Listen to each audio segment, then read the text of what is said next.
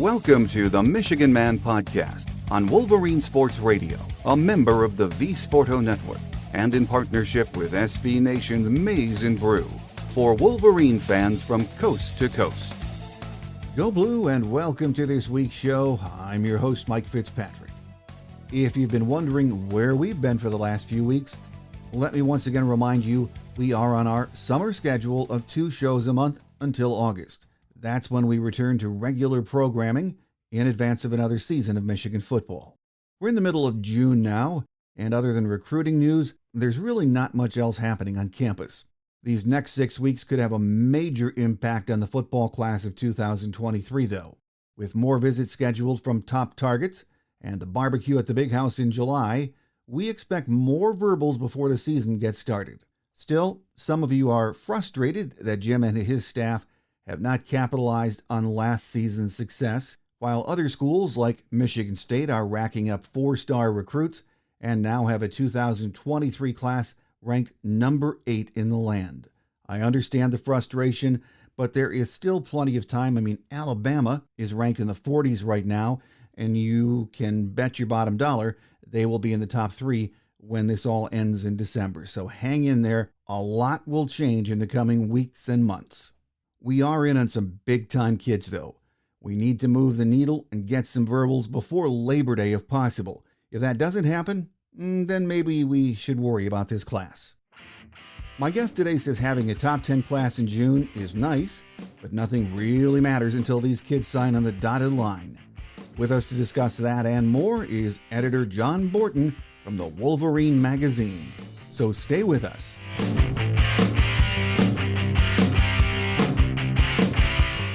Here with us on our Game Day segment this week is Senior Editor John Borton from the Wolverine Magazine. John, as always, great to have you with us. Well, it's great to be with you, Mike, as always. And we were just talking about how quickly the time closes when between now and when the football Wolverines start running back out onto the field. So it's a time to take a little deep breath and then get ready to move forward. You are absolutely right about that. It happens very quickly once we get into June. And, it's not the dog days of summer yet, John, but it's close enough. The Michigan athletic scene, somewhat quiet now. Football recruiting getting the most attention. The big news last week was that C.J. Carr was committing to Notre Dame, and that seemed to surprise a lot of the Michigan faithful, didn't it, John? I think it did in some ways because, you hear the name, about Lloyd being the coach and he being the grandfather of C.J., and a lot of people put that together as, okay, this is definitely happening for the Wolverines, and then they start to hear these the whispers that it may not happen. And next thing you know, you've got C.J. Carr planting a Notre Dame cap on Grandpa's head for a photo, and that made a few folks cringe. But the fact of the matter is, he is his own person.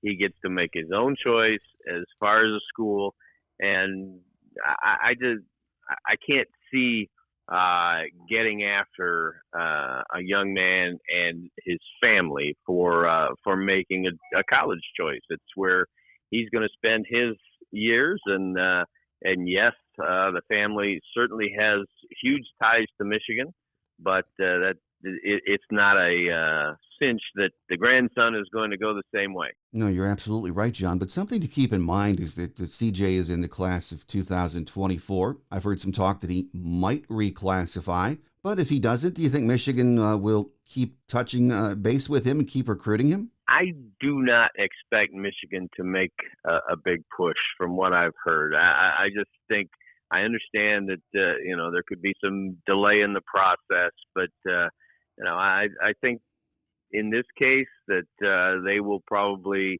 respect his decision and not put a lot of heat on him to rescind it. Well, I know a lot of our Michigan faithful are, somewhat depressed about that, but one of the top quarterbacks in the nation this cycle is Dante Moore from Detroit Kings, so right in our backyard.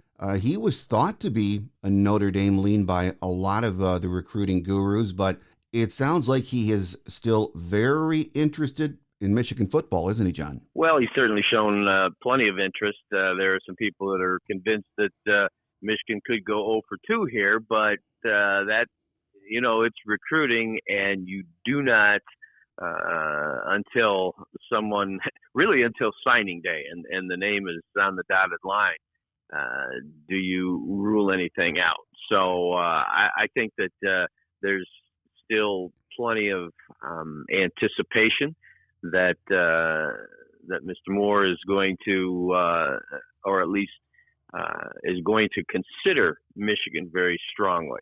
Now we're going to see how that plays out, but certainly, yeah, you as people look at this, they don't want to go 0 for 2 on a couple of that level of quarterback in your own state. No, and when you look at some of the schools that are recruiting Dante Moore, I guess Texas A&M is in the picture, and we all know what Nick Saban had to say about how they are luring players, as he said, to Texas A&M. LSU still in the picture with him, so you're right. Just because he's from Detroit and in the backyard, it is really a battle, isn't it? Got some big choices, yes, and certainly things like NIL changes the game as well. I mean, as a prospect of that level, you're not only choosing between, okay, what are my best football prospects, and how close do I want to stay to home and things like that, and who can see me play. You are also talking about some big numbers in terms of potential earnings as a player, and that's a game changer. Whatever the fight between the Alabamas and the Texas A&Ms and their coaches and all the mud that's getting slung there, the reality is that there are numbers out there to be had, and players at that level are certainly very aware of them and have to be. It has become a huge factor on the recruiting trail. Sticking to recruiting for another minute or two, John, Michigan said to be gaining ground with a quarterback in the same class as C.J. Carr. He's ranked as the number 2 prospect in that class of 2024, Jaden Davis. So these next 2 cycles, though, could still bring very elite quarterback talent to Michigan, couldn't they? Oh, there's no question about it. I mean, you keep an eye out, and you understand that the guys that Michigan would be recruiting now, if they came in and redshirted for a year, you are going to be in a situation where the guys that are in the spotlight now, the Cade McNamara's and the J.J. McCarthy's, will be very well into their Michigan careers. And so it's kind of set up for the next wave. The people that came in right after those guys, that's a little bit different. You're looking at you really have to break through, but now you are coming around again to the time that, hey, I come in, I get acclimated for a year, and I very well could be the one to take over. So it's a big difference in terms of recruiting cycles. So you're right. The young man that you mentioned and plenty of others are in a situation where, okay, if I'm interested in Michigan, my timing isn't too bad here. Last weekend, John saw many of Michigan's top targets on campus for a visit. Jim Harbaugh and staff usually make a big impression in June and July with their visits and then the barbecue at the Big House. When they get kids on campus, Jim does really well, doesn't he? Yeah, there's no question. And there's a feeling that there were some silent verbals to come out of this latest big recruiting weekend. I think maybe a little private disappointment that none of those went public. But the fact of the matter is, they've made some very good inroads. You're always going to have a certain level of the sky is falling when you don't see a lot of commitments come out right away, and then they start to fall, and it becomes a different story. But you're right, the event at the Big House and throughout the summer, these guys will stay at it. And you know that given what Michigan did on the field last year, that could be a reason that people expected more public verbals early. But certainly, any of these young men that Michigan is after can look and see the potential for a Michigan to now be in position to go to toe-to-toe with Ohio State, win the Big Ten, and make the college football playoff. And that's about everything you could ask of a player at this level at this point. As of yesterday, when we're recording this on Wednesday morning, my phone started blowing up yesterday afternoon and evening about our friends in East Lansing picking up their 8th, I believe it is a 4-star commitment in a class of 11. And now that class has moved up to number 8 on most boards. So a lot of Michigan fans starting to say, why is this Sparty doing so well? And we are struggling right now getting commitments. And as you said, we might have some silent verbals from those visitors last weekend. But again, given the fantastic season that Michigan had last year, it is sort of head scratching to figure out why we aren't doing better on the recruiting trail right now, isn't it? Yeah, you would think it would be a slam dunk given the Big Ten championship, that incredibly memorable victory over Ohio State, and the playoff appearance that Michigan would have gotten off to a stronger, more high-profile public start. But it's how you finish and not how you start in recruiting. And in some ways, doing really well can allow you to wait longer, be in on higher level prospects towards the end. Before, I can remember not so long ago, people were wondering why Michigan was offering so many that folks you weren't sold on. Okay, well, this is the 3-star that I really haven't heard much about, and now you could pick and choose a little bit more. But the flip side of that is people want those names and want those sure commitments and all. So I get it. And then you offset that with just what you said, the fact that Michigan State has garnered some high profile commitments, and they are coming from some football hotbeds from Texas and from other places that not just staying in state with the Spartans. Mel Tucker has done certainly a good job as head coach of the Spartans. He has more than held his own against Michigan so far, and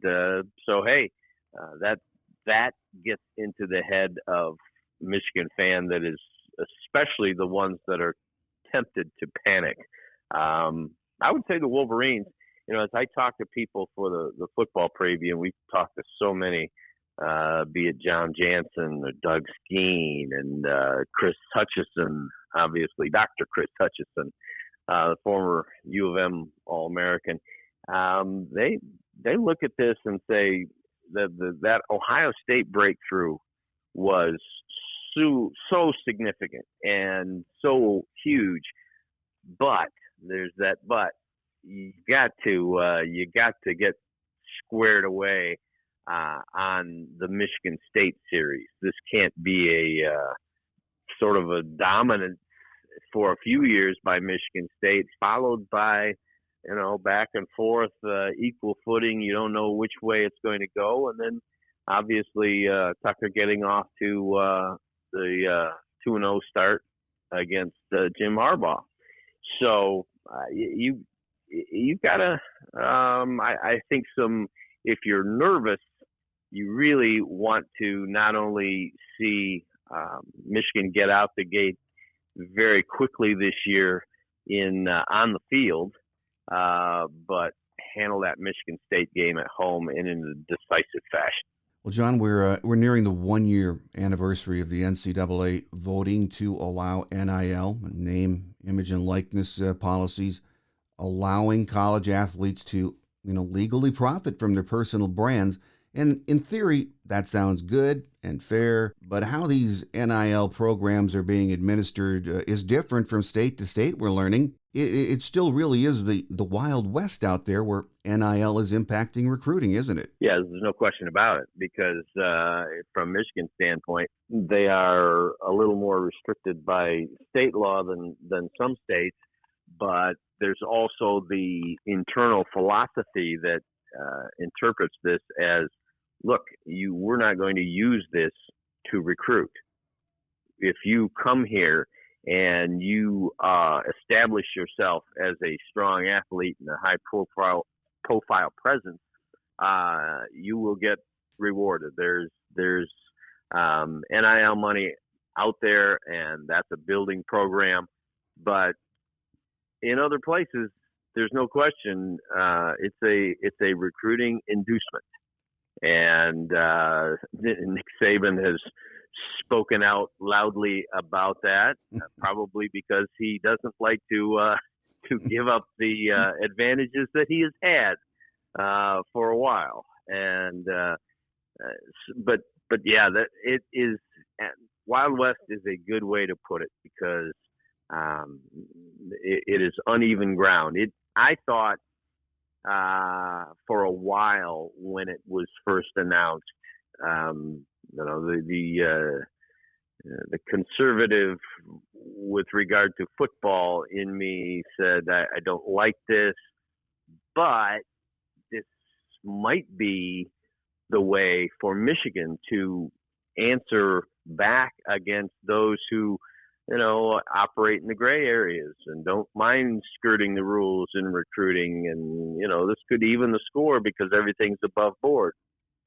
I think, the way it's turned out, those who still want to play on the high ground are doing so with NIL, and others say, hey, doors wide open now. Everything, some of the things that were in secret are out now, and we can take it to an even higher level. So I'm not sure it's the great ground leveler that some thought it might be. Yeah, I think it's only been 1 year, as we mentioned, so we still have to give it time. But we learned in the last several days, Michigan donors have launched Champion Circle. I'm not even sure I understand how this collective approach works, but it is good that Michigan is getting out front in this, isn't it? Well, it sure is. I mean, the more organized you can be, and the more ready you can be to make a solid presentation to someone, and within the rules, to the greatest extent you can, make this work so that you can compete. Absolutely. I mean, that's the rules now. You got to go for it. But again, the fact is, I think there are things that others certainly are going to continue to do and ramp up at areas where Michigan won't go. And so, have we really changed all that much, other than everybody is getting a little something out there if you're a college athlete? And my other thing as we go along is, when are the lawsuits going to start to come with regard to, okay, your Olympic sports, or maybe it becomes a gender issue. Okay, well, you get the football players having these just gargantuan amounts dropped into their bank accounts. So what about us? Oh, absolutely. I think it is very safe to say that we have just started to scratch the surface on the good and the bad of NIL. So we'll see what happens, I'm sure. Final question before we let you get away, though, John. It's mid-June, and next month, I mean, believe it or not, Big Ten Media Day is coming up. And then for most of us, that signals the move and the focus to college football. A big part of July for so many of we Michigan fans is getting our great Wolverine Magazine college preview issue in the mail. And is the release date still early July this year, John? Yeah, I would say that's a good guess as to when it will go out. We are heavily into the finishing up the writing and the production process now. And July, I know a lot of people on our website and board always look forward to that magazine hitting their mailboxes sometime in early to mid-July, and then taking it on vacation with them to soak it all in. And we've put a lot into it. There's no question. We cover every position, the Big Ten itself. We have look backs at 1997, which was now 30 years ago or 25 years ago, and 1992, the undefeated yet tied twice Michigan team that was 30 years ago now. Unbelievable. I mean, we're talking to guys like, as I mentioned before, Dr. Hutchison, who I told him his son probably makes me feel older than any other Michigan player in history, because I covered Chris when he was an All-American here, and then Aiden, these past few years. So it's crazy. But yes, there's just a ton of information in there, and talking about a loaded offense, no question about it. A reloading defense, and I just think with the schedule Michigan has, there could be some real fireworks this year, and my prediction is that Michigan goes right back into Columbus with a chance to accomplish the same things it did last year. I think most of us hope that is the case, but we cannot wait to get our hands on that preseason issue. And the season, as we said, really once we hit late July and get to Big Ten Media Days, it's right around the corner, so it will be here soon enough. The next time you and I talk, John, I'm sure it's going to be about who Michigan is playing or previewing the season. So again, enjoy our really brief summer if you cover the Michigan Wolverines, and we look forward to that next visit. That sounds great. Thanks, Mike. Always enjoy it.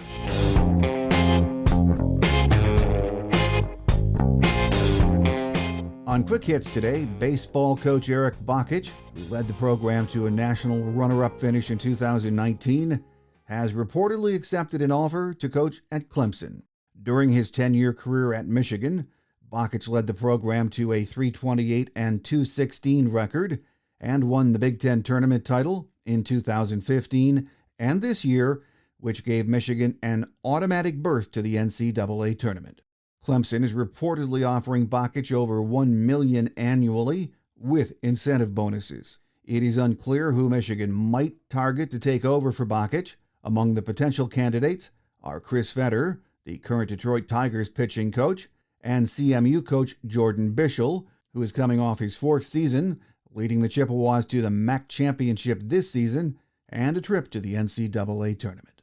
And a final note this week, softball's Alex Storako announced on Monday that she is transferring to Oklahoma for her final season. She will be studying for her master's. It will be considered her bonus COVID-19 year. That will do it for this week. We'll be back with our next show on June 29th. Have a great Wolverine week, everyone. I'm your host, Mike Fitzpatrick. Until next time, enjoy the nice warm weather, take care, and as always, go blue. Thanks for joining us today on The Michigan Man, here on Wolverine Sports Radio, a member of the V Sporto Network, and in partnership with SB Nation's Maize and Brew.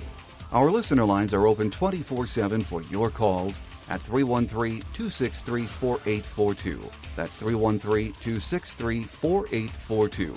Or email us at themichiganmanpodcast@yahoo.com.